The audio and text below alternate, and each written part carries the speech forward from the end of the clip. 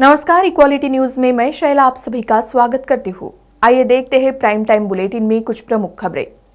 विधानसभा सत्र के अंतिम दिन सीएम केजरीवाल ने आप सरकार द्वारा पेश किए गए बजट को ऐतिहासिक बताते हुए वही विधानसभा सत्र के अंतिम दिन बजट पर हुई बहस का जवाब देते हुए सीएम केजरीवाल ने बीजेपी पर विभिन्न परियोजनाओं को ठप करने का आरोप लगाया।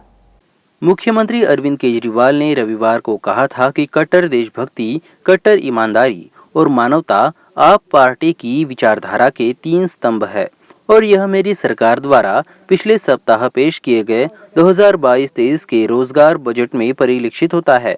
इसके साथ ही वही विधानसभा सत्र के अंतिम दिन बजट पर हुई बहस का जवाब देते हुए सीएम केजरीवाल ने बीजेपी पर विभिन्न परियोजनाओं को ठप करने का आरोप लगाया। उन्होंने कहा, दिल्ली में आम आदमी पार्टी की सरकार के कार्यों ने शासन पर देशव्यापी बातचीत शुरू की है। जिस तरह अन्य सरकारों ने स्कूलों, मोहल्ला क्लिनिकों और मुफ्त बिजली में हमारे काम की नकल की है, वे भी रोजगार पैदा करने के लिए उन्हें मजबूर करेंगे। इसके साथ ही मुख्यमंत्री ने कहा कि उनकी सरकार के रोजगार केंद्रित बजट से पूरे भारत के युवा खुश है। उन्होंने कहा कि वे यह देखकर भी खुश है कि सरकारें नौकरियों के बारे में बात करती है, लेकिन किसी भी सरकार ने कभी भी 20 लाख नौकरियों के बारे में बात नहीं की, भले ही चुनाव नजदीक हो। भारतीय जनता पार्टी के युवा मोर्चा के कार्यकर्ताओं ने दिल्ली के मुख्यमंत्री अरविंद केजरीवाल के घर पर प्रदर्शन किया। इस विरोध प्रदर्शन के दौरान बीजेवाईएम कार्यकर्ताओं ने सीएम हाउस के बाहर जमकर हंगामा किया। इस दौरान सीएम आवास के गेट पर पेंट भी फेंका गया, जिसके बाद बीजेवाईएम के कार्यकर्ताओं को रोकने के लिए दिल्ली पुलिस को वाटर कैनन का इस्तेमाल करना पड़ा। बताया जा रहा है कि बीजेपी युवा मोर्चा के कार्यकर्ता प्रदर्शन के दौरान सीएम आवास पर लगी 3 बैरिकेडिंग पार करते हुए मेन गेट तक पहुंचे। इसके बाद कार्यकर्ता मेन गेट पर बैठकर नारेबाजी भी करने लगे। मिली जानकारी के अनुसार बीजेपी युवा मोर्चा के कार्यकर्ता सीएम केजरीवाल के कश्मीरी पंडितों को लेकर दिए गए बयान का विरोध कर रहे थे। प्रदर्शन के दौरान बीजेपी के युवा नेताओं ने जमकर नारेबाजी की। दिल्ली की उप मुख्यमंत्री मनीष सिसोदिया ने सीएम के घर के बाहर हुए हमले का आरोप बीजेपी पर लगाया है। इसके साथ ही बीजेपी अरविंद केजरीवाल की हत्या करना चाहती है, यह गंभीर आरोप भी मनीष सिसोदिया ने लगाया है। केंद्रीय परिवहन मंत्री नितिन गडकरी ने बुधवार को अपनी हाइड्रोजन से चलने वाली कार टोयोटा मिराई में संसद पहुंचे।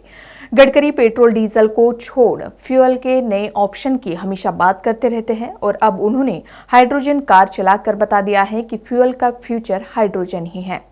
देश में डीजल पेट्रोल की कीमतों में रोजाना बढ़ोतरी देखने को मिल रही है। वही केंद्रीय परिवहन मंत्री नितिन गडकरी हाइड्रोजन से चलने वाली कार को बढ़ावा दे रहे हैं। इसी क्रम में नितिन गडकरी ने आज ग्रीन हाइड्रोजन से चलने वाली कार में बैठकर वे संसद पहुंचे, जो भारत में हाइड्रोजन से चलने वाली पहली कार है। पायलट प्रोजेक्ट के तहत मंत्री ने आज सुबह कार में अपने आवास से संसद की यात्रा की। केंद्रीय मंत्री नितिन गडकरी ने 16 मार्च को ग्रीन हाइड्रोजन से चलने वाली देश की पहली कार टोयोटा मिराई को लॉन्च किया था। उस दौरान मंत्री ने कहा था कि fuel cell electric vehicle FCEV hydrogen द्वारा संचालित है, जो सबसे बेस्ट जीरो इमिशन सॉल्यूशन देता है। यह कार पूरी तरह से एनवायरनमेंट फ्रेंडली है। इस हाइड्रोजन से चलने वाली कार को कथित तौर पर एक बार टैंक फुल करने के बाद 600 किलोमीटर तक चलाया जा सकता है, जिससे यात्रा की लागत केवल 2 रुपए प्रति किलोमीटर तक कम हो जाती है। वही दावा किया गया है कि इसका टैंक भरने में केवल 5 मिनट का समय लगता है। शिक्षा क्षेत्र को लेकर पंजाब की भगवंत मान सरकार ने बड़ा फैसला किया है। अब अभिभावकों को सरकार के खिलाफ प्रदर्शन करने की जरूरत नहीं पड़ेगी। जी हां, मुख्यमंत्री भगवंत मान ने कहा है कि कोई भी प्राइवेट स्कूल अभिभावकों को किसी खास दुकान पर जाकर यूनिफॉर्म और किताबें खरीदने के लिए नहीं कहेगा। स्कूल उस इलाके की सभी दुकानों पर अपनी किताबें और यूनिफॉर्म उपलब्ध कराएंगे। अभिभावक अपनी पसंद की किसी भी दुकान से खरीद सकेंगे। मुख्यमंत्री भगवंत मान ने कहा कि शिक्षकों के सभी लंबित मुद्दों को जल्द हल किया जाएगा और सरकार के खिलाफ प्रदर्शन करने के लिए कोई भी मजबूर नहीं होगा। मान ने यह कहा कि स्कूल और कॉलेज शिक्षक अब से सिर्फ पढ़ाने के काम पर ध्यान केंद्रित करेंगे, जैसा दिल्ली में किया गया है, और उन्हें कोई और कार्य नहीं सौंपा जाएगा। दिल्ली में आपकी सरकार है, उन्होंने कहा कि उनकी सरकार में प्रतिशोध का कोई भी स्थान नहीं है। इस वजह से किसी को भी परेशान नहीं किया जाएगा। पेट्रोल डीजल के दामों में हो रही बढ़ोतरी को लेकर कांग्रेस लगातार सरकार पर हमलावर है। इस बीच कांग्रेस नेता मल्लिकार्जुन खड़गे ने मोदी सरकार को घेरा। उन्होंने कहा कि 8 दिन में 7 बार पेट्रोल डीजल के दाम बढ़ रहे हैं। चुनाव से पहले इन्होंने 130 दिन के लिए 5 रुपए कम किए थे, अब उसकी भरपाई कर रहे हैं। लोगों को कह रहे हैं कि रूस यूक्रेन लड़ाई की वजह से ऐसा हो रहा है, वहां से हम 1% से भी कम कच्चा तेल आयात करते हैं। वहीं कांग्रेस नेता ने कहा कि ईंधन की कीमतें कम करना चुनाव जीतने के लिए उनकी चुनावी रणनीति थी। अब वे रूस यूक्रेन संकट की आड़ में कीमतों में वृद्धि करके क्षतिपूर्ति कर रहे हैं। यह झूठ है। कल 31 मार्च है, हम लोग विजय चौक पर विरोध करेंगे।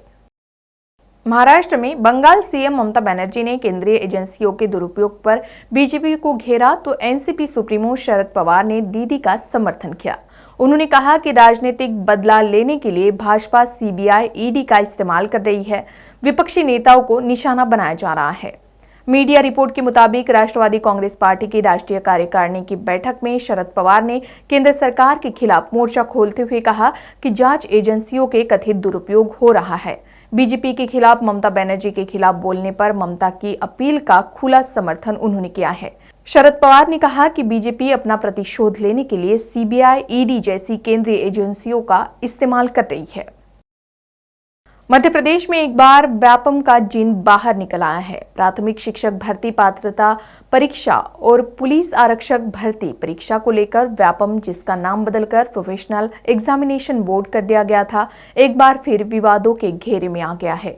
एमपी पुलिस में रिजल्ट घोटाले का आरोप लगाते हुए अभ्यर्थियों ने बुधवार को खरगोन जिले में प्रशासनिक कार्यालय के बाहर प्रदर्शन किया और रिजल्ट को दोबारा जारी करने की मांग की। इस दौरान एमपी पुलिस कांस्टेबल अभ्यर्थियों ने कलेक्टर को ज्ञापन भी सौंपा। हाल ही में व्यापम की ओर से आयोजित 2 बड़ी परीक्षाएं पुलिस आरक्षक भर्ती परीक्षा और मध्य प्रदेश प्राथमिक शिक्षक भर्ती परीक्षा वर्ग 3 अलग अलग पदों से सवालों के घेरे में आ गई है। दोनों की परीक्षाओं में गड़बड़ी का आरोप लगाते हुए परीक्षार्थी अब सड़क पर उतरे हैं। पुलिस आरक्षक भर्ती परीक्षा में फर्जीवाड़े का आरोप लगाते हुए अभ्यर्थियों ने प्रदर्शन किया। साथ ही प्रदर्शन करने वाले अभ्यर्थियों ने रिजल्ट में हेराफेरी करने का आरोप लगाते हुए कहा कि ज्यादा नंबर आने के बाद उनको नॉट क्वालिफाइड बता दिया गया, जबकि उसकी कैटेगरी में कम नंबर आने वालों को क्वालिफाइड बता दिया गया है। गौरतलब है कि मध्य प्रदेश में इन दिनों 6000 पदों पर पुलिस आरक्षक भर्ती परीक्षा चल रही है, जिसमें लिखित परीक्षा के रिजल्ट परीक्षा में शामिल स्टूडेंट ने सवाल उठाने शुरू कर दिए हैं। रिजल्ट में डिस्क्वालिफाइड हुए अभ्यर्थियों ने एमपी पुलिस में रिजल्ट घोटाले का आरोप लगाया है। रिजल्ट से असंतुष्ट कई अभ्यर्थियों ने बुधवार को खरगोन जिले में प्रशासनिक कार्यालय के बाहर प्रदर्शन किया और रिजल्ट को दोबारा जारी करने की मांग की। इस दौरान एमपी पुलिस कांस्टेबल अभ्यर्थियों ने कलेक्टर को ज्ञापन भी सौंपा। आज हम समस्त छात्र इकट्ठे हुए हैं। हम इसलिए इकट्ठे हुए हैं जैसे हम जैसे तैसे करके भोपाल में आंदोलन किया था, उससे हम एमपी पुलिस की एग्ज़ाम करवाए और जैसे एमपी टेट की जो एग्ज़ाम हुई अभी वर्ग 3 की, उसमें जो पेपर लीक का मामला आ रहा है और हमारे एमपी पुलिस में क्या हुआ है कि पहले दिन एग्ज़ाम होता है, एग्जाम जैसे रिजल्ट आया, रिजल्ट के बाद क्या होता है, पहले क्वालिफाई बताता है फिर डिसक्वालीफाई आता है। और दुख की बात ये हुई कि हमारी बहनें कोई 60 पर भी नहीं हुई, किसी का 70 पे भी नहीं हुआ और 54 वालों पे सिलेक्शन हो गया। तो ये कैसे हो गया है, इसका दोषी कौन है, इसकी निष्पक्ष जांच होनी चाहिए। और हम आज सभी इकट्ठे इसीलिए हुए कि ये मांग करते हैं कि अगर 7 दिन के अंदर सीबीआई जांच नहीं हुई, जो पेपर लीक का मामला आ रहा है, अगर 7 दिन के अंदर जांच नहीं हुई तो हम पूरे बेरोजगार छात्र संगठन पूरे भोपाल में जाएंगे और महाआंदोलन करेंगे। इसके प्रति हम यही मांग करते हैं और शिवराज सरकार से हम यही मांग करते हैं कि इसकी निष्पक्ष जांच हो और जो भी दोषी हो उसे दंडात्मक कार्रवाई की जाए और कड़ी से कड़ी सजा दे उन्हें। यही मांग को लेकर आए थे हम। जैसा कि आप लोगों को सबको पता है कि जो एमपी पुलिस कांस्टेबल का रिजल्ट आया है, उसमें हम सब लोगों को सीधे जो हमारा रिजल्ट है उसमें क्वालिफाई और डिसक्वालीफाई बताया। हमें ये भी नहीं पता है कि हम कितने नंबर से डिसक्वालीफाई है। तो हमको यही जानना है, जैसे हमारा देश लोकतांत्रिक देश है तो हमारे यहाँ वोट भी होते हैं, तो हम सबको पता होता है कि कौन सी पार्टी कितने नंबर से जीती और हारी है। तो हमें तो ये भी नहीं पता हम कितने मार्क्स से आउट हुए हैं। तो हम पीबी और हमारी एमपी गवर्नमेंट से यही रिक्वेस्ट है कि हम कितने नंबर से, हमारा जो स्क्रीन पे जो नंबर दिखाए थे वो बताओ और नॉर्मलाइजेशन के बाद कितने हमें हम कितने नंबरों से हमें मतलब नॉर्मलाइजेशन में कम हुए हैं, ज़्यादा हुए, जिनके ज़्यादा हुए उनके कितने हुए, जिनके कम हुए उनके कितने मार्क्स कम हुए, और हम कितने नंबर से कट ऑफ से बाहर हुए, हमें ये सब जानने का पूरा अधिकार है। तो हम पीबी और एमपी गवर्नमेंट से यही रिक्वेस्ट करते हैं कि हमें पूरी क्लियरिटी के साथ हमारा रिजल्ट दिखाया जाए, वरना ये हमें रिजल्ट बिल्कुल मान्य नहीं है। हम इस रिजल्ट को बिल्कुल डिसएग्री, और वरना अगर हमें नहीं रिजल्ट दिया गया तो हम आंदोलन पे उतरने को मजबूर हो जाएंगे।